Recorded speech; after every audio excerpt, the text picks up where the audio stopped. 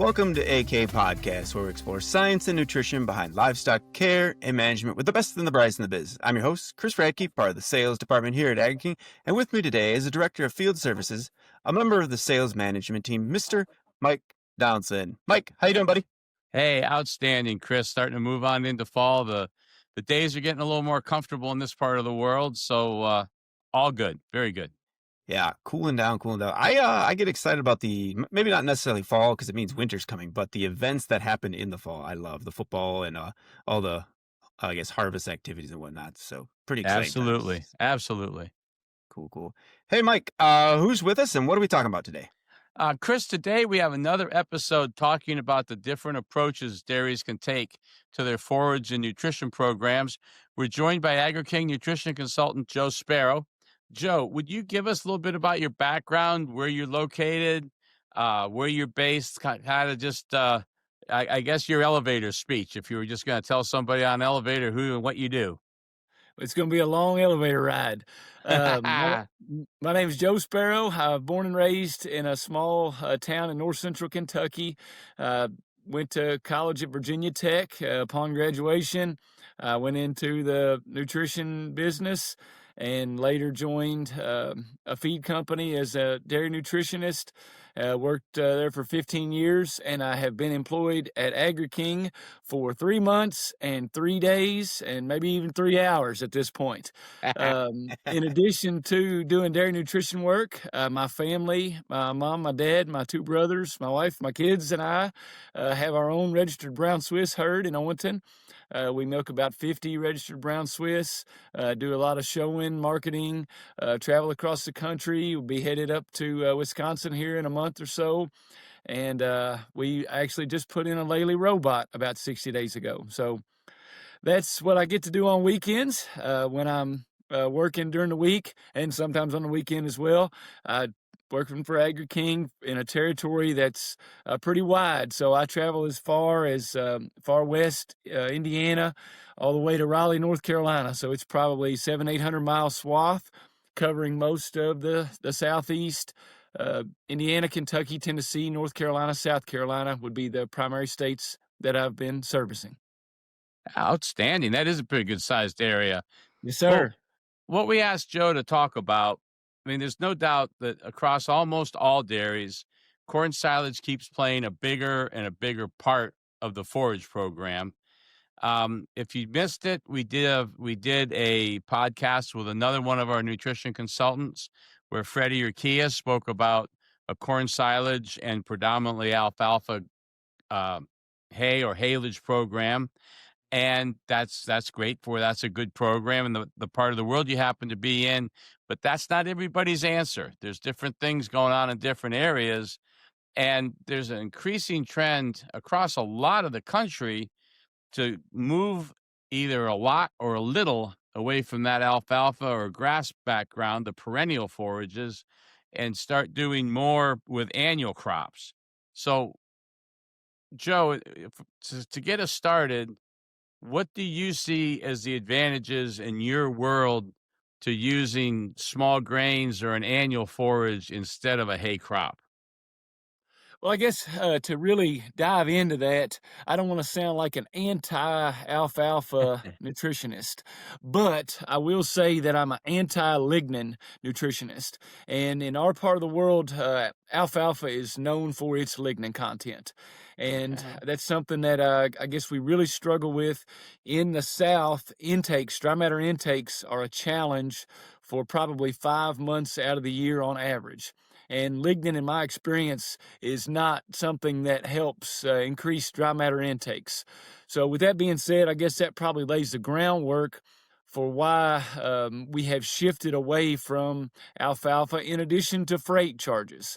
You know, when I started in this business 15 years ago, probably a third to a half of my herds purchased Western alfalfa hay. Well, if you look at the cost of diesel, transportation in those last 15 years, you know, that's essentially what's made the alfalfa price out of rations. So we're kind of forced, our hands been forced to feed ingredients that are closer, less distance traveled is what we're kind of forced to do. So with that being said, obviously alfalfa has phased out of most all of my lactating diets at this point. Probably less than 10% of the herds are still feeding alfalfa. So that obviously opens up a hole in some of these rations for what I call a longer stem, a cud chewing type, some other energy source, fiber source in the ration. And it's even better if it's a source that a farmer can grow. So as we talked about with the heat and the humidity that we have in the South, that also brings a challenge to what varieties of corn that we can grow. So I am a huge fan of BMR corn silage, but the problem is the dairyman in me likes it. The nutritionist in me likes it even more. It's just harder to grow when you can't control water, and year in, year out, you struggle with precipitation. You know, corn likes humidity, corn likes heat, but it also requires rainfall. And that's something that we can't guarantee in our part of the world year in, year out. No one can guarantee, but in this part, it just becomes a lot more dicey as to how that plant can grow. So corn silage is king. Corn silage will always be king.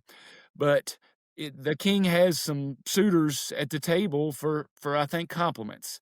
And that's where I guess I've expanded the realm of what we've been feeding. And naturally, double crop and rotation in our part of the world, because of the length of warm days that we get, it makes small grains almost a no-brainer. I would say probably 85 to 90% of my diets we're feeding some level of small grains. Now, whether So, that makes it, go ahead. Sorry, Mike. well, I just gonna say to back up half a step, 'cause I think I Yes. understood. I think I understood what you meant, but to kind of underline it, the one of the issues you run into with growing alfalfa is you're getting a real high lignin crop. Did I catch that part 100%. right? Okay, Yes, absolutely. okay. So, and it's funny when I mean, I drive through where you live. I've never lived there, but I don't think of that, the Carolinas, Virginia. I never think of those areas as particularly dry or that you're going to Yes. have trouble with drought. How many years in five? And I realize too much rain can be as bad as too little, but how many years in five would you typically worry about having enough water? I would say it's in the extremes of my territory, the far west part of Indiana and the far south. I worked down to Newberry, South Carolina. Star, South Carolina is probably as far south as I've gone, which is basically touching Georgia. And so Okay. when you get down there, those parts, it seems like some portion of July, August, early September, we're battling a drought. And Kentucky and Tennessee, maybe 2 to 3 years out of 5, we're battling some sort of drought. And it just depends on, you know, what part of that plant's life cycle the drought hits. So Uh-huh. this year I've had about a split. Half of my territory had perfect rainfall through the plant's growing season, and the rainfall shut off right after pollination. So all that we really battled with is that corn's drying faster than we think it should, or the plant's moving faster than the kernel. And then the other 50% of my territory, it was a disaster for the early part of growing season, extreme drought, and we've dealt with an extreme rainfall since. So it really just is feast or famine, and it's the dairyman in me, I guess, or the farmer in me that complains about the weather all the time. Well, I mean, that's one of those. I'm not even going to try to go into the cliches and jokes about farmers and weather. It Yeah, just there's a reason they're so common, and that's because they're all true. absolutely. So before I interrupted you, we were starting to go into some talk about small grains. So you're predominantly going with a fall. You talked about your longer growing season. You're predominantly then using a fall planted grows over, not grow over the winter, but an overwintering crop more than a spring planted small grain. Absolutely. Most of my clients will be, they're finishing up corn chopping right now or have been over the last couple weeks, and our triticale, ryegrass, wheat, whatever that is, barley, rye, that stuff will start going in the ground immediately. So September and October, no rest for the weary. We go straight from corn chopping to planting these small grains to harvest for silage next year. And I ran through the list. We're really getting creative, and some companies are making out some exciting concoctions of different products. Have dabbled with some vetch, some different types of clover, peas. We're really getting some exciting things, but at the end of the day, it all goes back to, in my opinion, kind of a wheat, a rye, a barley, or some variation of that. That we're getting more and more of these combo crops: a wheat and a ryegrass, a triticale and a ryegrass, a barley and oats. Some kind of concoction, which I'm a big fan of, simply because we're go back to talking about weather. This crop is traditionally ready sometime between, say, early April and maybe mid-May, depending on where you're located, rainfall, nitrogen application, when you planted it, and what crop. Barley's going to be ready before a ryegrass. So what I like about pairing these up is that it kind of gives you a little bit of an insurance coverage, because let's say, for example, my crop this year, the triticale was getting borderline mature, but the ryegrass wasn't quite ready yet. So, all my eggs weren't in one basket when they're dual planted like that, and it makes for a safer harvest window, in my opinion, to harvest a crop that we can feed lactating cows. And I think the beauty of small grains is that it's almost an all-purpose crop. If it does get too mature, it makes a great heifer feed. Really, if you look at, the fiber components, a little bit more protein than corn silage, a little bit less energy than a corn silage for heifers. And then I've got some farmers that'll make specific fields for dry cows. These will be fields that won't get manure applications. These will be fields that maybe they want to wait and let get mature to come back with some beans or something, depending on the rotation. So it's a flexible crop when we're talking about small grains, but it's easier to grow in this part, because the one thing you never struggle with is a dry winter. So these crops, they'll survive through the winter. For the most part, we've seen some extreme, cold sessions where maybe there wasn't any snow on the ground as an insurance barrier, kind of for some ryegrass that may be a little bit more of a tender crop. But they're usually pretty hardy through the winter if you get to stand up, and then they're going to grow and maintain through the winter and be ready to take off in the spring. So I'm not going to hold you up as an agronomist, although I'm sure you know more about it than I do. That's fine, but I'm not I'm not trying to drag you into something you're not. From the standpoint of selecting what I want to grow, you mentioned the popularity of mixing in one field. Is that a better fit than having a field of triticale or a field of barley, separate fields of separate crops, or the combination in one field? I like the combo products, and I guess the main reason I recommend them is because of the harvest window. From an agronomy side, I guess I'll plead the fifth, because I think it really depends. For example, I think ryegrass can be one of the harder crops on, from an agronomy side, but I like the dual crops because I think it gives you a little bit more window at harvest. And, if you look at, I've seen some triticale get up in the, north of 15, 16, 17 protein. And I almost get to the point that I stop looking at protein content of small grains, because so many farmers judge the small grains based on it. Well, my wheat was 19% protein this year. Well, that's great. What was our digestible fiber like? What was our tons of fiber per acre? Because at the end of the day, protein is not what I really desire out of it. What I desire out of it is a digestible fiber, something that we can complement corn silage with, depending on how great either one are, but it gives you a little bit longer stem, a non-starch, a little less acidic energy source. I'm a big digestible fiber fan.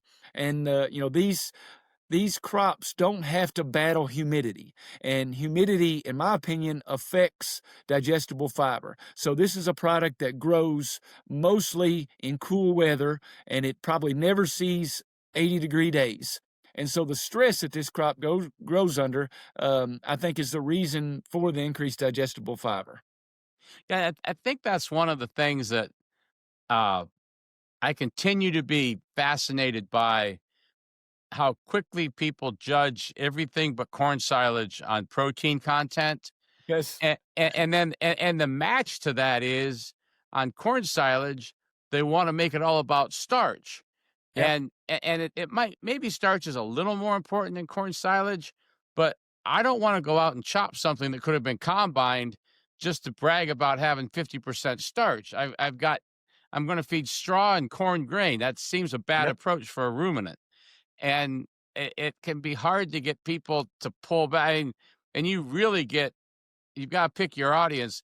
When you start, I would say that often that, protein's cheap.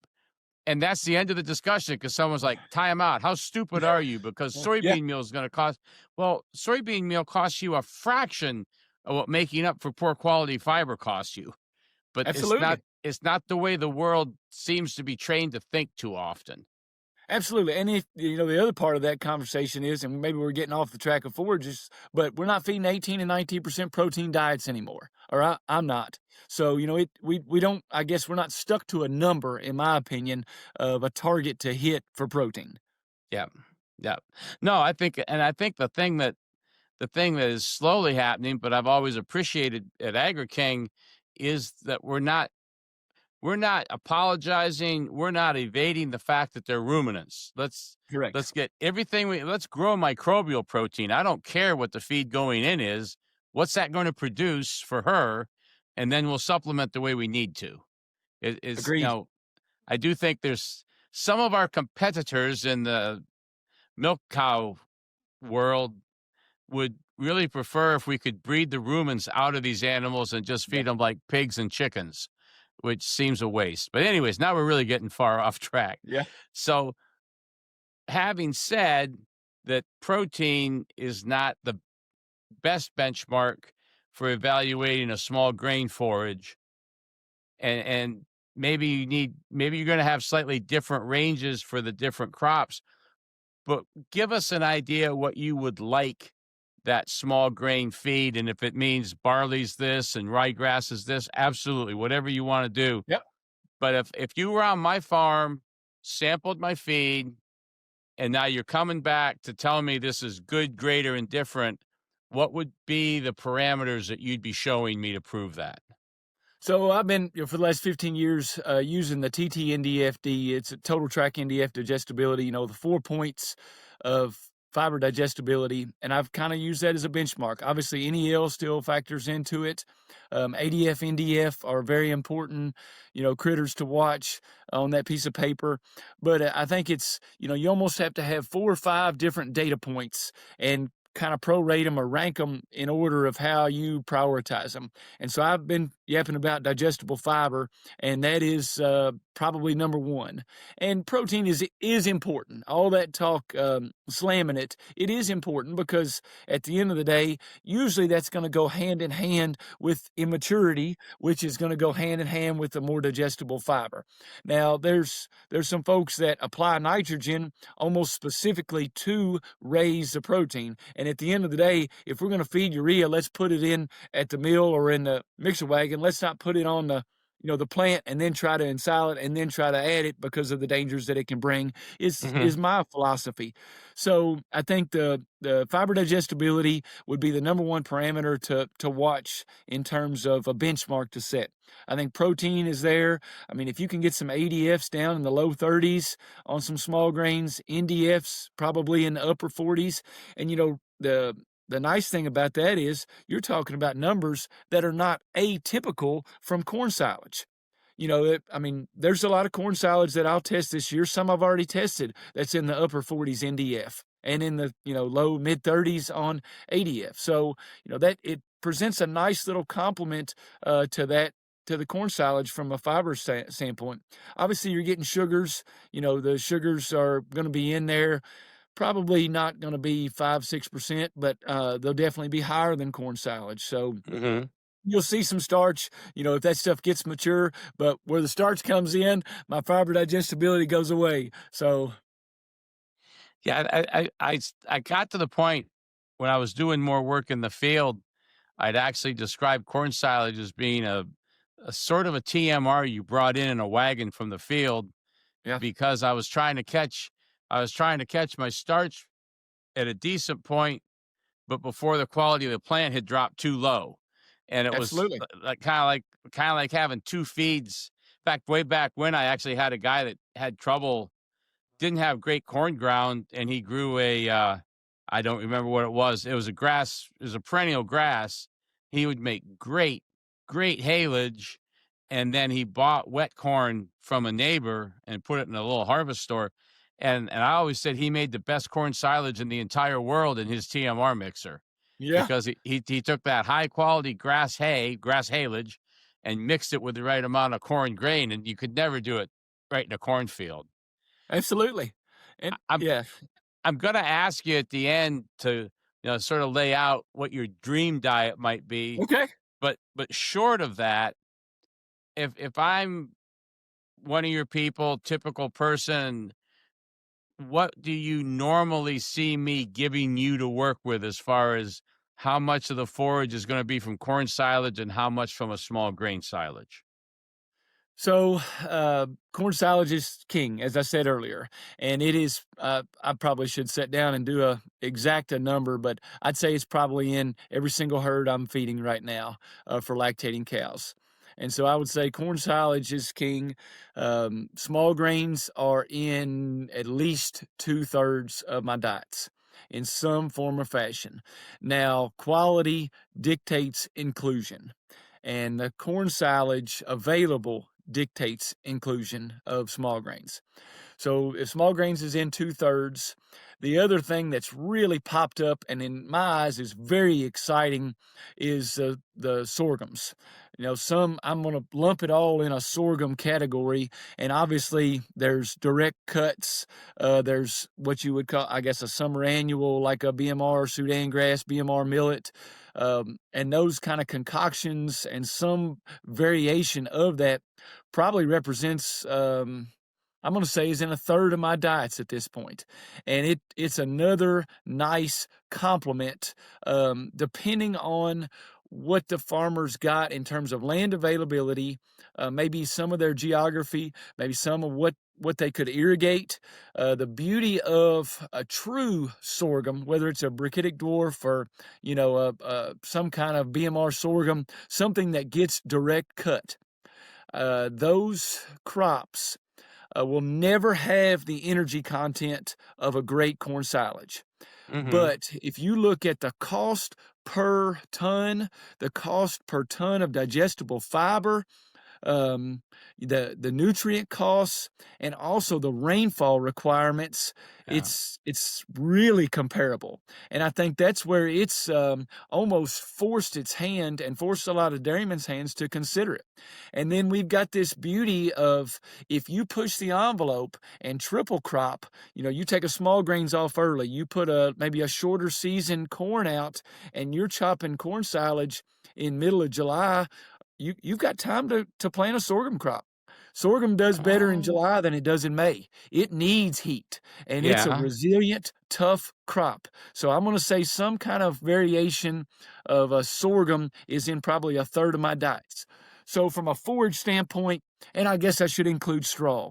Straw is in probably half of my diet. So I would say a typical diet is going to be a corn silage and either a small grains haylage or some variation of a sorghum, and most likely some kind of straw. That's going to be if we're making pancake batter, that's the three ingredients I probably get to put in and stir from a forage side. You mentioned before that, corn corn isn't corn. You mentioned BMR, the pluses and the minuses. Any other thoughts on corn? I mean, have you seen some advantages with maybe a silage hybrid short of being a BMR? Or what would once again, I'm your client. What would you lead me to be planning for my corn silage? So, I got a text yesterday from a dairyman that was prepaying for corn for next year, which is crazy because he hasn't even chopped yet, and we're picking out varieties. But I love it because I love being involved in that discussion. And the first place I'm going to go is digestible fiber. And in this specific one, it was NDF 30 that he gave me. And so I walked through there as I was in the drop-off line to drop my boys off at school. We were picking out corn varieties for next year, and I want a digestible fiber. Obviously, starch. Starch is important. Starch is king, but the beauty of this year is, and it every year's different. We're not going to be paying $300 a ton for fine ground corn in my territory this year. So, if we're going to look at something that costs money, I was given a quote from a dairyman that citrus pulp was going to cost $350 a ton. And so that's a digestible fiber and a sugar source, and ground corn is going to be about half that. So, when you're making pancakes, when you're constructing a diet, there's limitations. If you've got an NFC number, an energy calculation number that you want to hit, a sugar plus starch plus soluble fiber, there's a max, in my eyes, to what starch levels you want to feed. And so you need something else to add to that. Well, if corn is $170 a ton, maybe we don't need to focus on a 40% starch corn silage. Maybe we need to focus on growing a forage that's going to help make up that other number to get up to our sum of our parts, to get that NFC up, to get that sugar plus starch plus soluble fiber number to where we want to get it to, because the difference in 30% starch corn silage and 35% starch corn silage may not be as drastic as 36 TTNDFD corn and 46 TTNDFD corn, because of what it takes to replicate or replace that digestible fiber in the diet. Is that make any sense? You follow my drift? Yeah, no, absolutely. Well, let's go a step further on that path and say either I'm going to be short on forage, or I need a better quality fiber because of whatever led to me not having the forage I'd like to have. In your world, you mentioned citrus pulp. They don't feed a lot of citrus pulp in Michigan, just like you don't feed a lot of beet pulp. But Correct. in your world, what are your go-to sources for a fiber to either replace some forage or to kickstart some poor quality forage? Absolutely. Good question. So, we've got multiple non-forage fibers, some dry and some wet. And some of my favorite is the wet kinds. So citrus is an ingredient that I love. The problem is the folks that grow it aren't making as much money, and the weather's not allowing them to do as well. So the supplies have gotten tighter, therefore the price has gotten higher. And I think that's probably an ingredient that we're going to slowly phase out of or cut back rates of. Instead of feeding 4 pounds of dry matter to some of these herds, we may be stuck to feed 2. And cottonseed, whole cottonseed, is an ingredient that some folks hate, some folks love, and I guess I take it for what it is. It is a non-forage fiber that cows love to eat. It's a healthy, cud-chewing fiber source that also brings some energy to it and also brings 20% protein to it. So it's got a place in most all of my diets. I would say 2/3 of my herds are feeding whole cottonseed. Soy hulls are an ingredient that continues to pop up and get more popular. And we've got several different locations throughout my trade area where soy hulls are distributed from.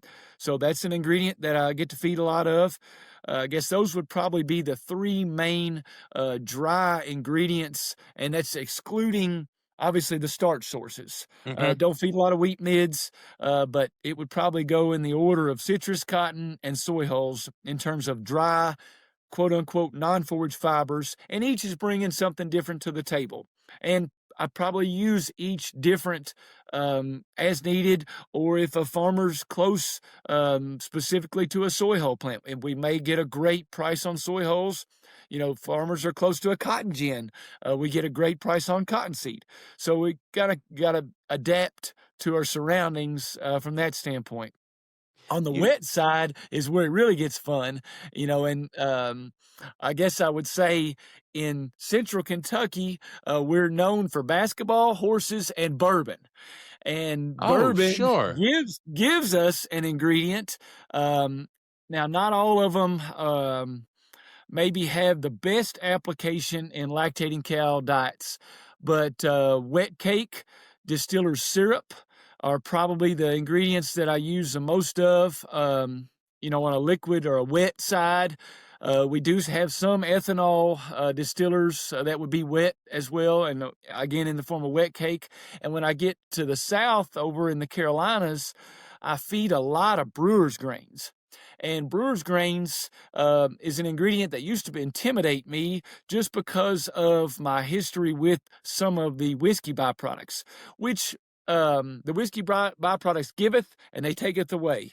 They can not necessarily always be the most consistent and not always the most digestible fiber there. But what the beauty of some of these wet products do, I was always told you can't take chicken salad and turn it into chicken with a bad word attached to the Yeah, end. yeah, yeah. But these wet byproducts are beautiful if forages weren't made perfect on moisture. Okay. They really make a diet more palatable, more appetizing, and can help us in some heifer diets really cut cost. But I got off track there from the Carolinas. The brewer's grains that I get to feed down there is a 80% moisture product, but there's a lot of brewing, a lot of distilling, close to the Asheville area, North Carolina, really throughout that state, and even down in Georgia, there's a big brewery that feeds brewers in. And, we're feeding as much as 6-7 pounds of dry matter of these ingredients at some herds that are really doing well. And I guess where I've shifted my mindset is that's not a wet byproduct anymore. I almost start looking at it because of its digestible fiber component. Some of these wet brewer's grains are feeding like a highly digestible fiber source, and it's a highly Oh. digestible fiber source that also makes a ration wet and palatable. And to circle back to our original point of the conversation, where I said I struggle at times to get cows to eat. Well, when you put an ingredient like that in a diet and you can make it wet and it and the water source or the source that's adding the moisture to it is a palatable source, it really it kind of attacks the diet not only on paper but in presentation as well. You mentioned something that I've almost forgotten to even think about. And living in the Midwest, it's been a really long time that all of a sudden they thought turning corn into ethanol was a brilliant thing, whatever. But in your world, distillers' grains are not automatically coming from ethanol plants, but you Correct. work in such a big area that you see some of that. So I was always led to believe that, something that was going into a Maker's Mark bottle was a little better handled than something that was going into a gas tank. So do Yep. you see quality differences between the source of that ingredient? Probably more on the dry side than the wet side, because you can be specific on the wet side. The folks that are feeding this, they know this is coming from Makers. They know this is coming from Heaven Hill, so you can be a little bit more specific on the source as opposed to, I got a load of ethanol DDGs. Well, all ethanol DDGs ain't created equal. So we can be Mhm. specific on the source because it's coming straight from that plant, and this farmer is getting 4 loads a week from this plant, and you've got a pretty good template for what that ingredient's going to feed like. More predictability and consistency. 100%, 100%. Well, I warned you I was going to ask you this, so now I'm going to. Okay. When we've had one of our field nutritionists on, one of the things that we've started asking them is what your and not your dream ration if I made you move to Michigan, but your Okay. dream ration where you are. I'm looking at you and I'm saying, okay, starting with the winter grain that I'm going to put in tomorrow, all the way through the corn I'm going to plant next year. You tell me what you want me to give you for forages in my cow ration, and I will do everything I can to do that. So what you going to tell me? Okay, so I want a low 30s starch corn silage with a TTNDFD of 48, and I want to be able to feed 40% of my diet as that on a dry matter basis as that corn silage. Bringing in some starch, bringing in some digestible fiber to really make a nice building block for what we're going to feed the girls. And then as a complement, I would like a small grain silage that's going to be 15-18% protein, 61 TTNDFD, an NDF of, let's say, 48. And this is going to be a haylage that we can feed, let's say, 6% of our diet on a dry matter basis. It's going to bring us some sugars in. It's going to bring us maybe a little bit longer stem fiber source. I'd like to put a pound of dry matter in as straw, some sort of processed straw that's cut, less than the width of a cow's mouth to give us a nice, healthy, cud chewing, full coverage insurance source for the girls. And in my eyes, I'm getting more and more in love with two starch sources now, and from a grain side. And so some of these diets, if we're feeding a corn silage that's shortly fermented, I lean heavy. So we do get a lot of hominy. I'll get to feed a lot of barley grain in my part of the world. And in my experience, those two ingredients are a faster starch. And so I like to be able to complement, ground corn is going to be usually the main chunk of the starch source in the diet. But if I could get a 2/3, 1/3 rate, depending on the corn silage and maybe how long it's been fermented, how well it's processed, I would like some sort of marriage between what I call a quick starch and a slower starch, with my slower starch being ground shelled corn. And whether that's hominy, barley, or even some high moisture shell corn, we're getting more and more of that as corn prices continue to erode. So those are probably going to be, let's say, 15% of the diet on a dry matter basis. I like at least one other energy source. In a perfect world, since you asked for perfect, I'm going to ask for 2.5 pounds of dry matter citrus, 2.5 pounds of dry matter cottonseed. I think both of those two are healthy, cud-chewing, non-sortable, effective fibers that cows like to eat. Then I guess we're left with everything covered except for our protein needs. So soybean meal drives the bus in my part of the world. Play around with a little bit of canola meal, but from a transportation basis, we really can't veer away year in, year out from soybean meal. There's enough soy processors in the South, soy processors in Indiana, soy processors in Kentucky. So soybean meal is king in our part of the world of protein sources. And obviously that's our RDP, high lysine, a really nice protein source. And I'm complementing it in most of my rations with a soy expellers, a soy plus, a soy best, some sort of amino plus, some sort of product like that.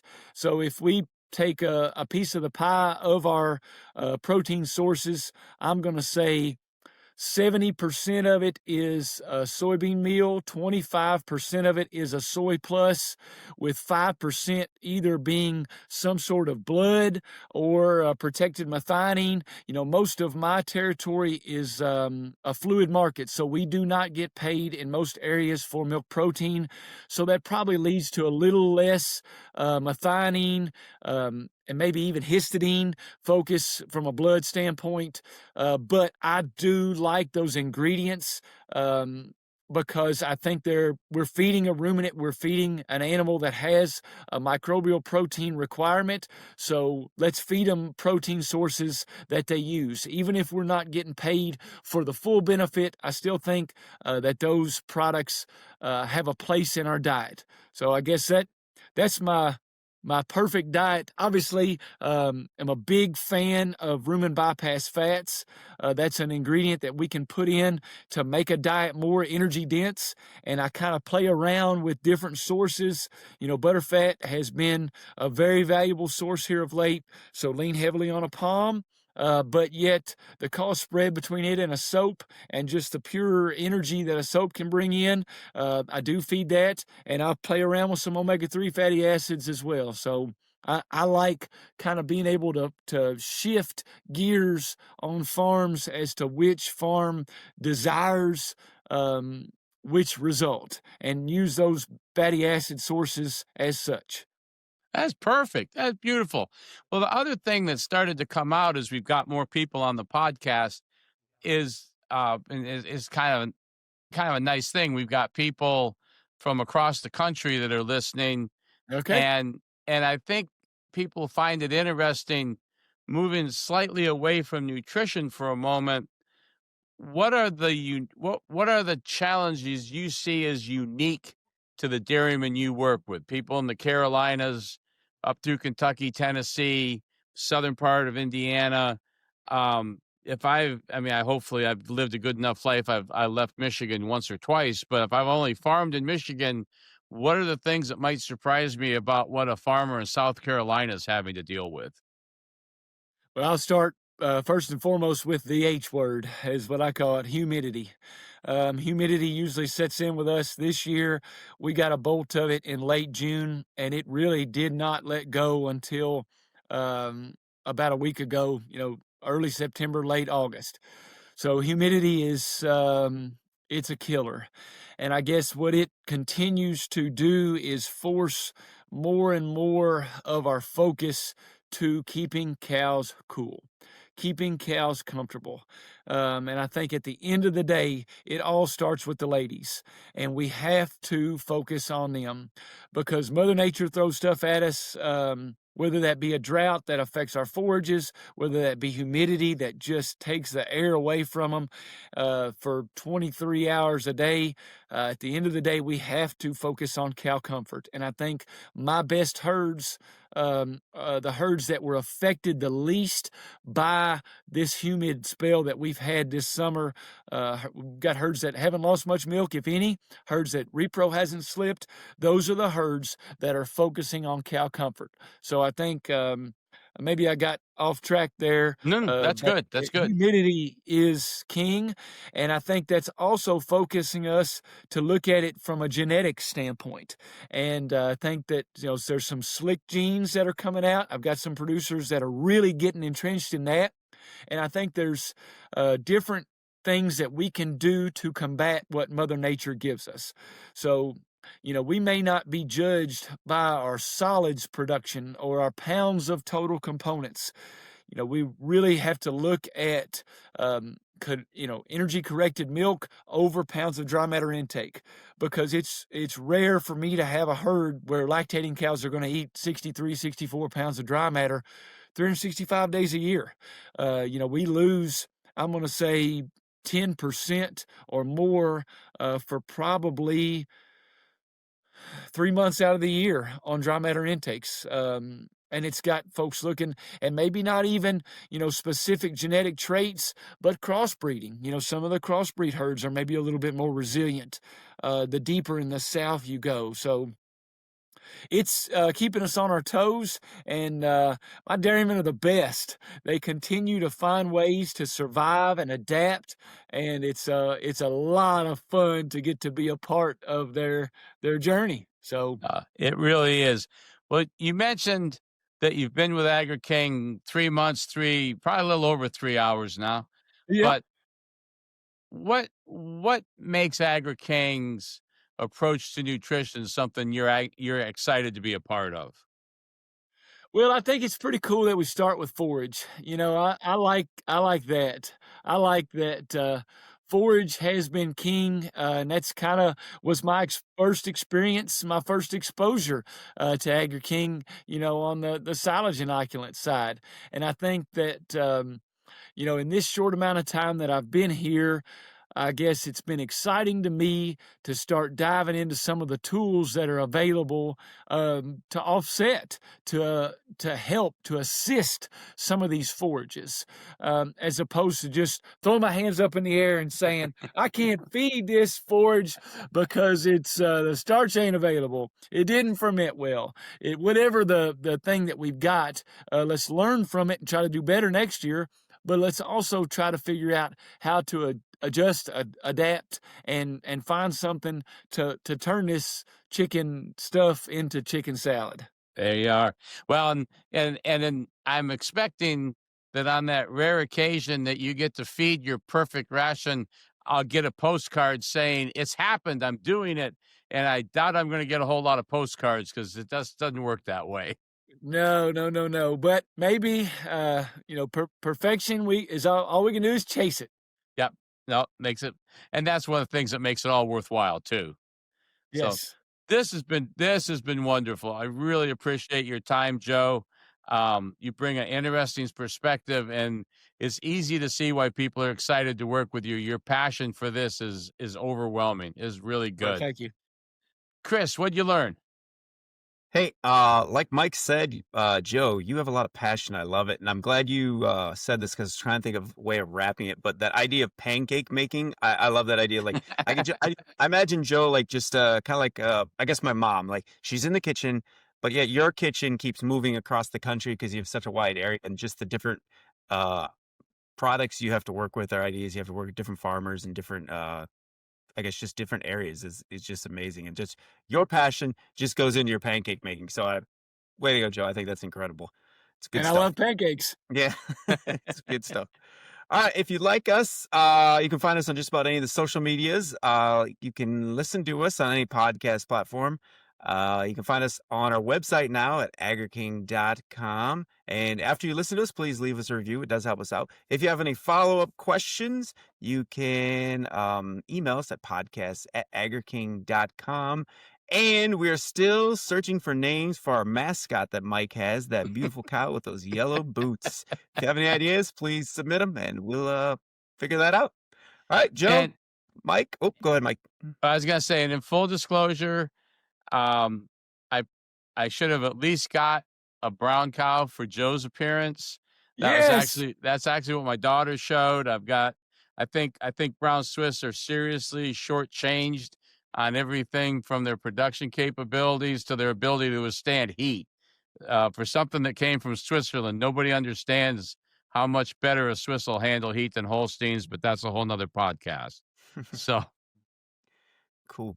Yeah, maybe we'll get two mascots. Who knows? All right, Joe, Mike, thank you very much. Have a good day. thank You're you welcome. guys. Thank you, guys.